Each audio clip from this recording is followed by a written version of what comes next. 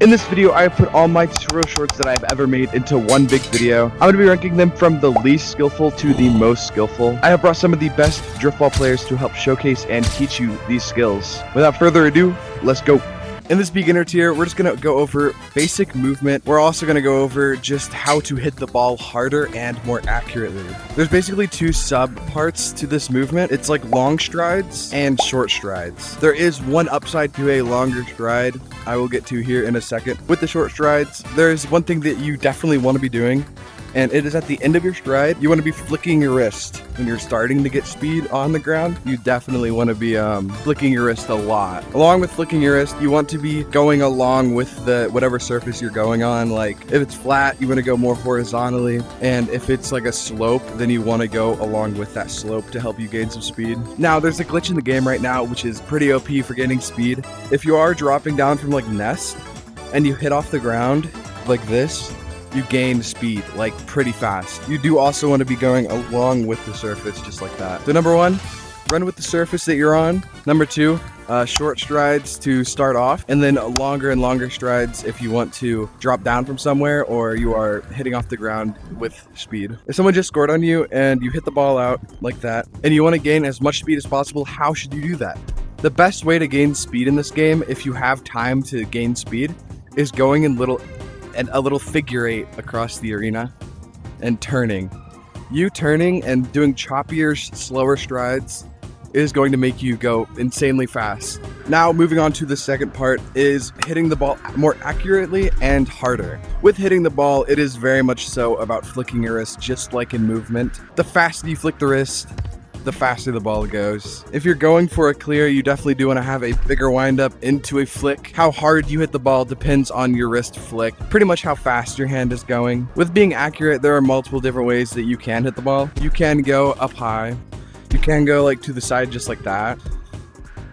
You can go like that too. So honestly, it depends on your preference and what you're trying to achieve. The next section is comms. I'm going to show you all these comms in the 3v3 arena. Nest, left bridge, right claw, left claw. I honestly forgot what this one was, but I think it's shoulder. Right cloud, left cloud. This entire thing is halo. Below the halo, we have mound. This is right trench. The area under mound is sewers, and this is left trench. We also have right sidewalk and left sidewalk, and I forgot what these two were, but they're probably not important because I've never used them before. Over to the left is left logo, all of this ground space. From the right side over is right logo. That's scoreboard right above the goal. We have now moved on to the intermediate level. We have EO here.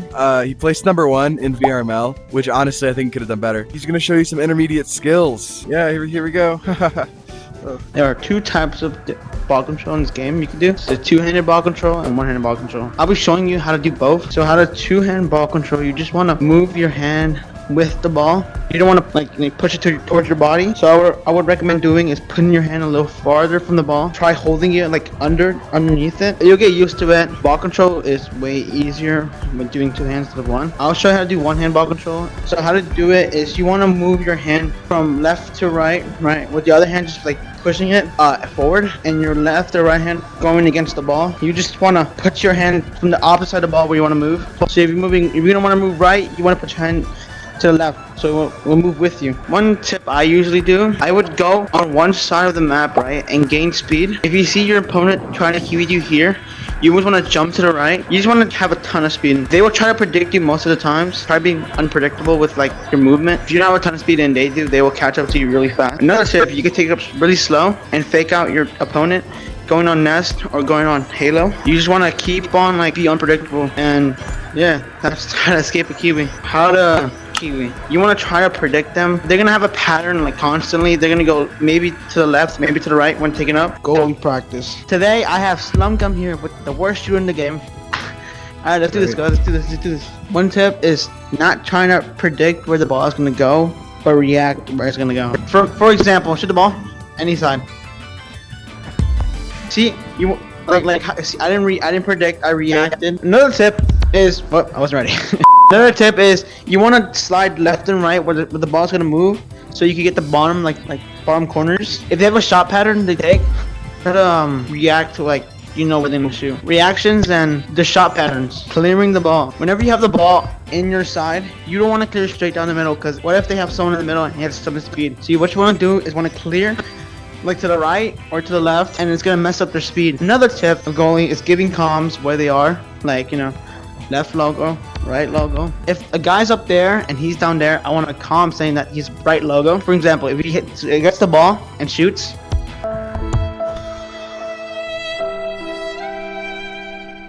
see, that's easy goal if I wasn't trying. If I give a comm and my teammate doesn't go pressure him and goes for the ball, he'll get tackled, and that's a free ball. That's goalie, yo. That's goalies. Yep. With you now learning the beginner and the intermediate, we're now going to be moving on to skills that I would consider skillful to pro. The next category being the skillful one.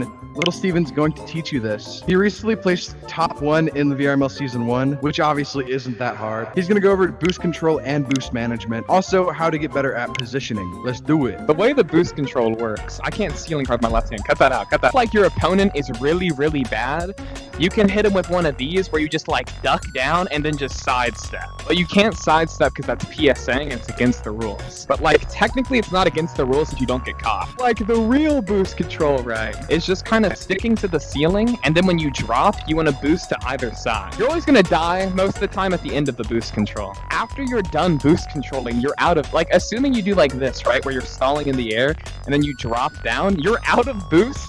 So if they have like a pressure that waits, which none of these people wait, all of these people will jump you after you boost control, right? If they wait, they can then tackle you, so you have to take a semi-difficult shot. All right, so with boost management, right? Like, let's say you just rotated back. Oh, I just got a tackle off. My team has the ball. There's 3 of them up. So I rotate back. And instead of going like, oh, let me get this big boost back here, you can get like these little pads. Like if you run around and get all the little pads, so much boost for free. Let's say, oh, you have your 3 teammates up and you're playing back, right? Instead of, if you need boost, going all the way back here, part 2, the big boost. Rotate around here and take all of this boost, because it's so good and it gets you pretty much full. And that way you don't have to rotate back in case there's a reset or clear. Ignore all of my VRML matches where I ran into boost. Never happened. Like imagine I just got the ball. Now go position yourself. I'm actually curious. Position yourself. Up here. That's the worst spot I think I've ever That's seen. amazing. What do you mean? Look at all the space it takes me to pass to you, right? There's so much space that there's so much time for like the defender to just like run up and get the ball, especially in rank, because y'all just get 16 speed. Claws are the best place to position yourself on a kickoff if you're not taking the ball. Like let's say your teammate's getting slimed out on mound, boom, easy pass claw. But let's say your teammate makes it all the way to floor, boom, easy pass claw. Let's say your teammate's slum gum, right? Really good player, you know, just got the ball, okay? And like let's say he wants to take it up, all right? Maybe, hear me out guys, instead of just following him behind the entire time, praying he gets tackled so you can get the ball, you position yourself. Maybe he's going through middle, so shell. Don't ball chase because it makes you look dumb, and then you're probably not going to help.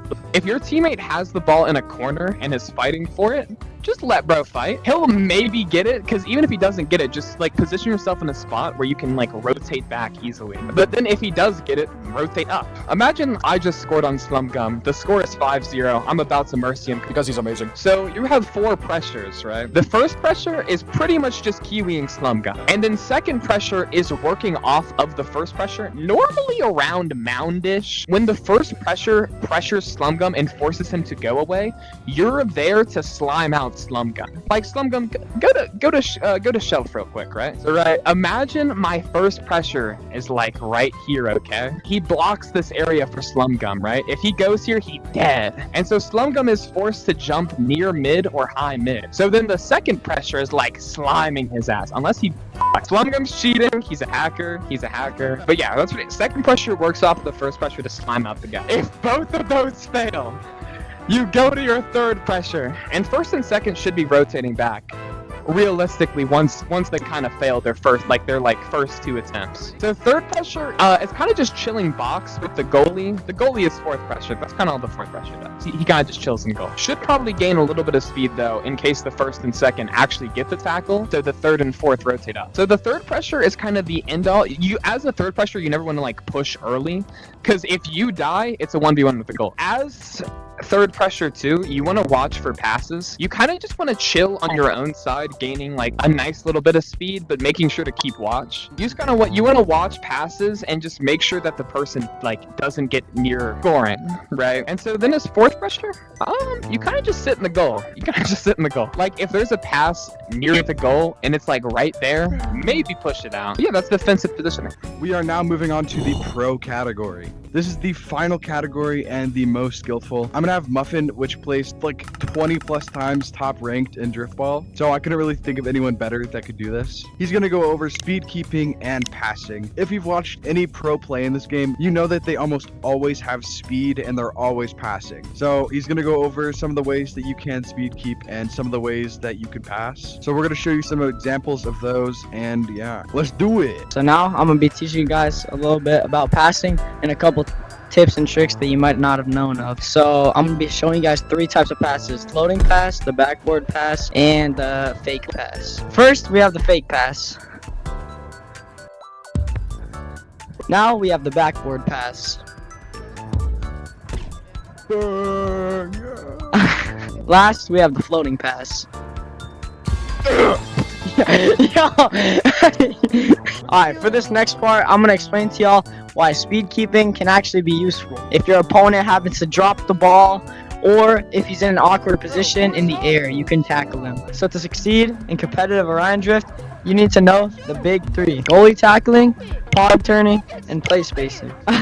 So if your teammate happens to shoot the ball and there's a goalie inside of the net, you're gonna want to bump him out. Next up, we have PSAing, and there are 3 types of PSAs I'm gonna be going over. So now I'm gonna be telling you guys how to PSA. We have the crouch, the sidestep, and the preload. So first of all, the sidestep, you just move from side to side in your boundary while walking. Next up, we have the crouch, where you simply duck your head. And lastly, we have the preload, where you start by crouching up and you spring up when you want to get over someone. So now let's start with the sidestep.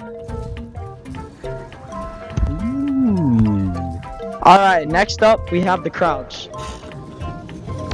And lastly, we have the preload. Ooh, that was good. Last up, we have pog turning. How to pog turn is you grab the ball on the right side or left side, whatever hand you prefer, and basically you do a spin motion really fast. So this is what it's gonna look like. Don't forget, guys, pog turning is bannable, so don't do You're it. gonna tell that last part was a little bit of a joke. Please do not do that in any pro play, except for maybe the goalie tackling part. But that is all I really have for you guys. So I hope you learned something new, and I'll see you guys in the next video. Peace out.